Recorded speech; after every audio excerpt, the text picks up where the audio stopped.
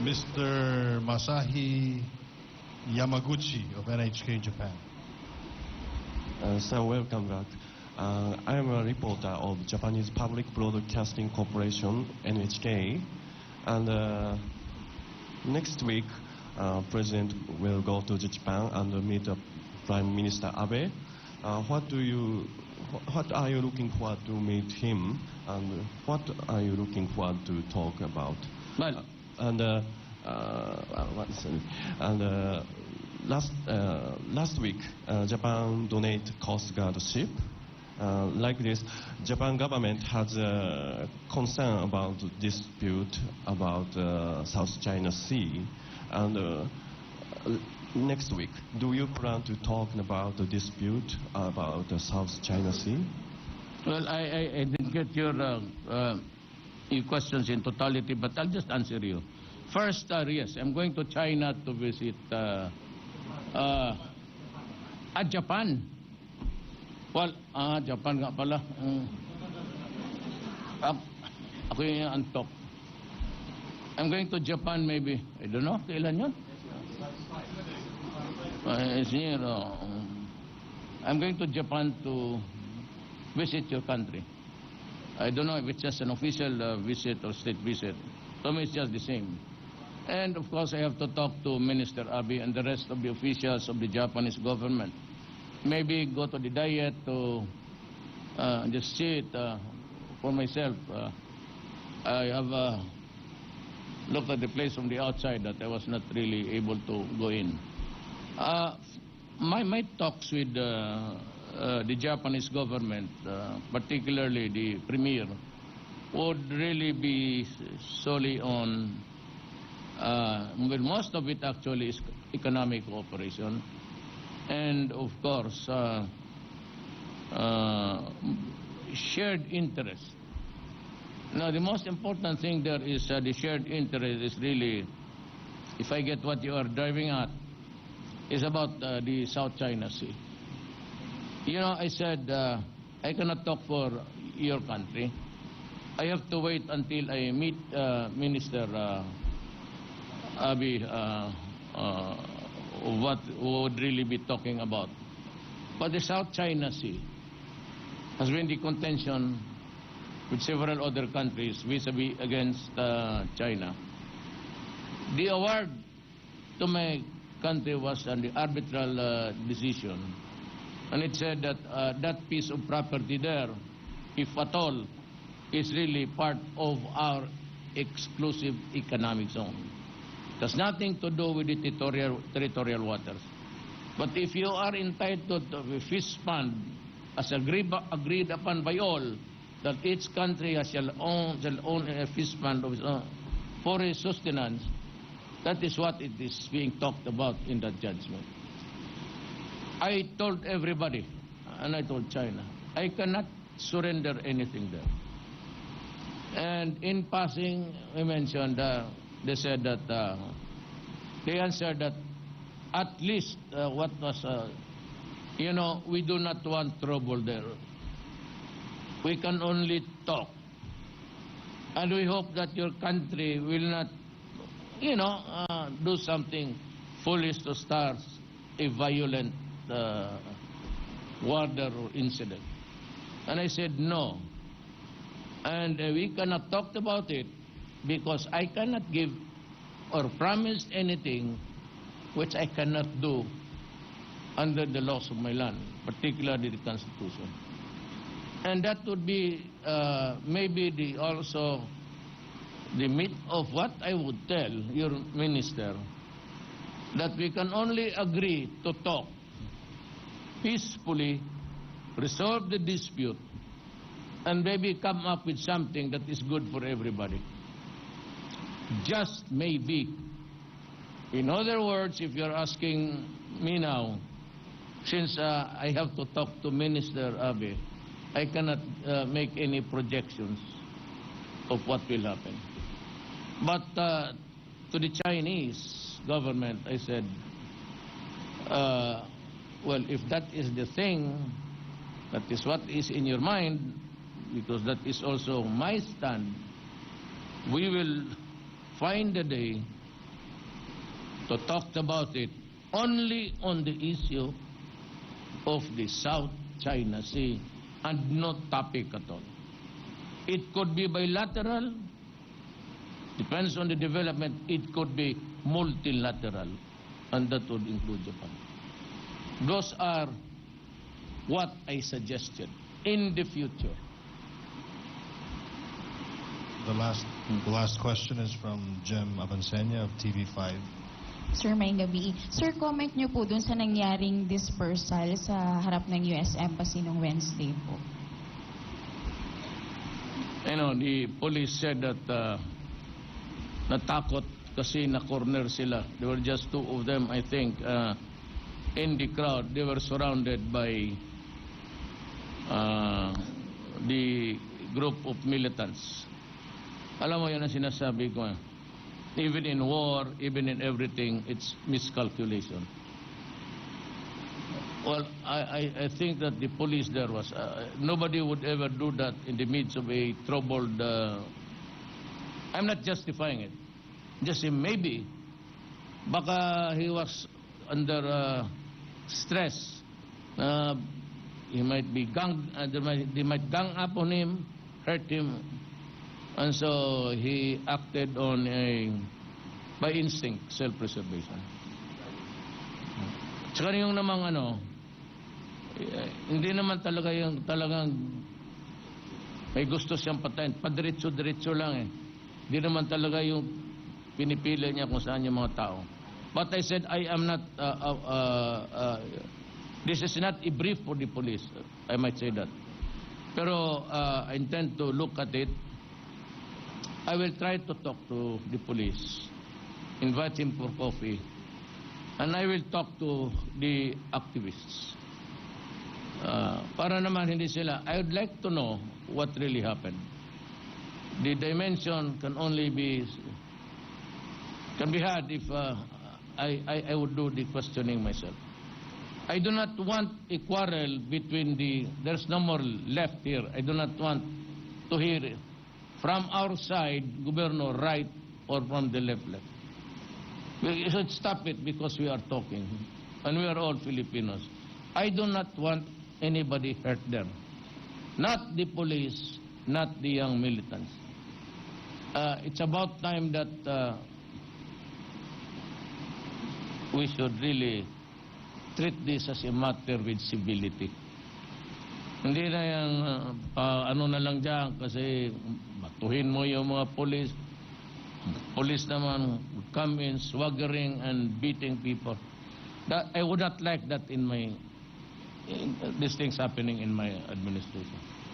I'm praying to God that we will succeed in the talks and baka sakali makachamba tayo. So with our Moro brothers, baka one for reason or another, it might dawn upon everybody that we should be just talking. Everybody is progressing, whether it's in China, Japan. Why are we still trying to fight them? Para tayo nag-rumble dito ng mga bata eh. Look at those young people that are fighting street fights every night. Stop it. No, kukurnihan na ako. But this is one thing I'd like to suggest. I do not want any firearms during demonstrations. Maybe, but no M16s there. Well, this should be stationed far away. The worst that they can do, or maybe the demonstration is cause damage. I do not want to see M16s. There's no fighting there that will ever happen. I mean, those are anathema in the modern sense of the word, demonstrations. They're everywhere. In every country, there are always demonstrations. And the government, police and military should expect that when there is almost a disagreement in dissent, everybody in any country, it could be Turkey, it could be anywhere. It's always France. Nandiyan talaga yung demonstrations. It is of the territory of democracy.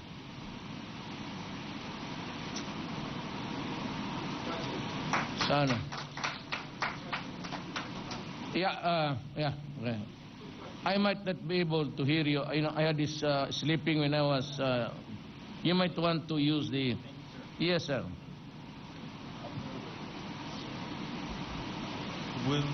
Will Ripley of CNN Tokyo. Thank you very much, Mr. President, for taking my question. Just wondering, who would you get along with the best in the White House, Hillary Clinton or Donald Trump? You know, my friend, I would like to answer your question candidly, honestly, and truthfully. Problem is, of course, personally, it will not really matter much. But I am a president of a country, and we have these splendid relations with America. And the fact that there are already millions of Filipinos, maybe in your country. Are you an American? Okay. I cannot gamble an answer. Because either way it would affect, they might create a hostility here, antagonism here. So I'm better off in saying that my favorite hero is Putin.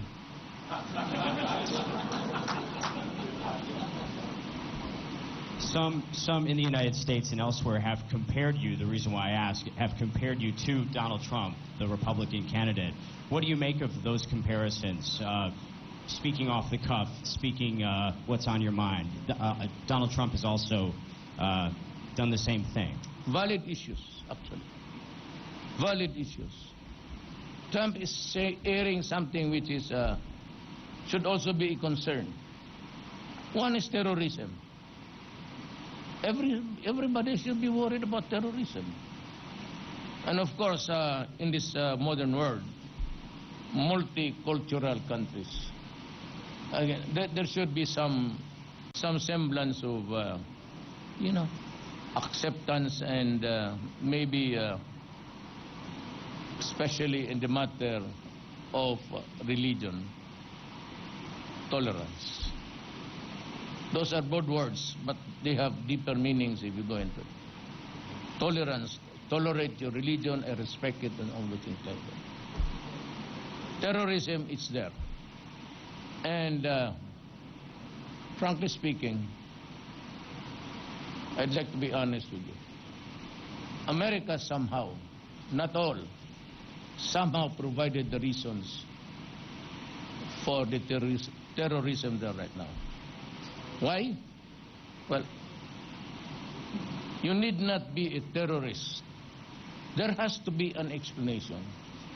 For an Arab of Syrian descent, of Iraqi or Iranian would be there, migrated to the United States, and was even born there, and yet somehow gets into a radical thing.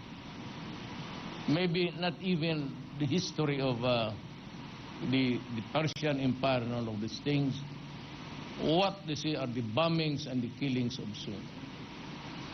And if I were being done on the Filipino, I would really, and even you, if you are from the outside and you see Americans being treated that way, villages bombed, killing soldiers, and even hospitals, and just say, oh, it was the wrong target.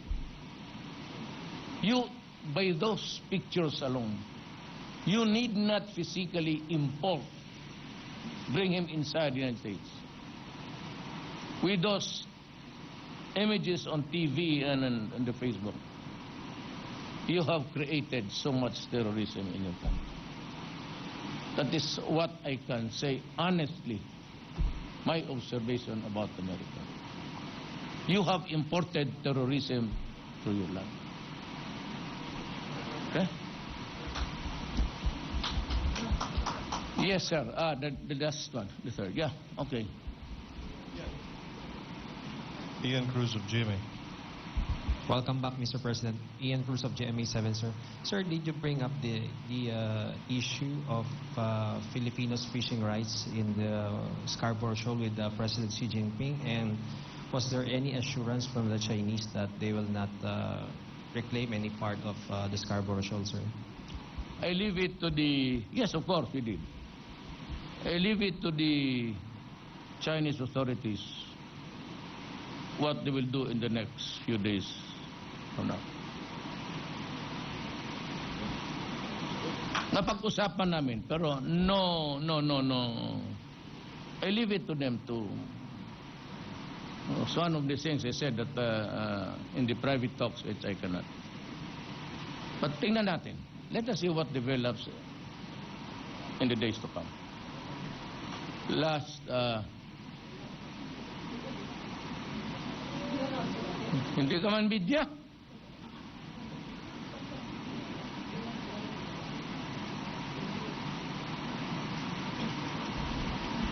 Hello, sir. I just want to know, because the U.S. Assistant Secretary of State is coming to the Philippines, what issues are you going to take up with him? Again.